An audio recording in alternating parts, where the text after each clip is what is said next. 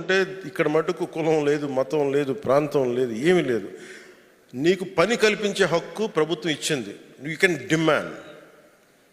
అలాంటిది నేను ఒకటే అనిపించింది, యువతను కూడా దీంట్లోకి తీసుకురావాలి.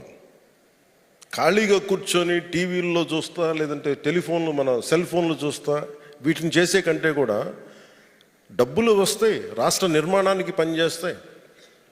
ప్రతిసారి చాలాసార్లు మీరు ఒక కీలకమైన అంశం లేవనెత్తారు. చాలాసార్లు, చాలా సందర్భాల్లో చాలా ముఖ్యమంత్రులు కూడా మాట్లాడారు. నేను అలాంటి మీటింగ్స్లో కూడా ఉన్నాను. జాతీయ ఉపాధి పథకాన్ని వ్యవసాయానికి అనుసంధానం చేయమని. నాకు దీని అవసరం చాలా చాలా నేను అర్థం చేసుకున్నాను ఇది. ఎందుకంటే గత 10 సంవత్సరాలుగా నేను ఇది వింటూ ఉన్నాను. నేను దీన్ని అవగాహన చేసుకుంటూనే ఉన్నాను. ఇది సెంట్రల్ ప్లానింగ్ కమిషన్ వాళ్ళు చెప్పాలి, 16th ఫైనాన్స్ కమిషన్ వాళ్ళు చెప్తే తప్ప దీన్ని తీసుకురారు. ఖచ్చితంగా నేను దీన్ని వాళ్ళ దృష్టికి తీసుకెళ్తాను.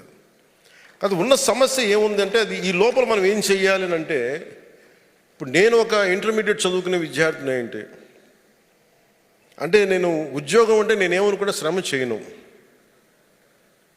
నిజంగా యువతకి నేను చిన్నప్పుడు ఎంత నలిగిపోయానంటే, 15-16 వయసులో సమ్మర్ టైంలో ఏదైనా ఉద్యోగం చేస్తే బాగుండు. ఉద్యోగం అంటే నేను ఏం కోరుకునేలేదు, కష్టపడి పనిచేసేది, అన్ని అవకాశాలు ఉండేవిగా. ఫైనల్గా ఒక నెల రోజులు ఎక్కడ చిన్న ప్రెస్లో పనిచేశాం. ఆ తర్వాత వాళ్ళకు కూడా నాకు ఇవ్వలేకపోయారు తర్వాత పాపం అవకాశం. అందుకని నాకు నిజంగా పని చేద్దాం అనుకున్న విద్యార్థులకు కానీ, యువతకు కానీ, ఈ సమ్మర్ ఇంటర్న్షిప్ ఏదైనా ఇవ్వండి మీరు, దయచేసి కొంత నిధులు కేటాయించండి దీనికి అని ఉన్నతాధికారులందరికీ చెప్పాను. సో వేసవిలో విద్యార్థులు, ఉత్సాహవంతమైన యువతని నీటి సంరక్షణ అవగాహన కార్యక్రమాలతో పాటు కార్యక్రమాల్లో భాగం చేయాలి. వారికి వేసవి ఇంటర్న్షిప్ ద్వారా గౌరవ వేతనాలు, సర్టిఫికేట్లు ఇచ్చి ప్రోత్సహించాలి. నీటి సంరక్షణ, నీటి వనరుల పర్యవేక్షణ, తాగునీటి సమస్యలను ఎదుర్కొనే ప్రక్రియలు వారి సహకారం తీసుకోవాలి. అలాగే యువత కూడా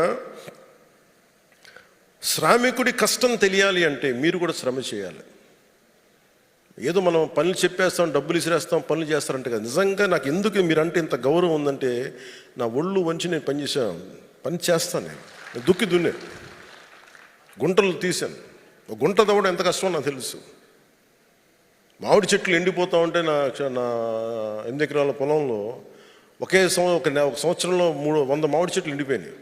ఏడుపు వచ్చేసింది, పచ్చడి చెట్లు ఎండిపోతాయి.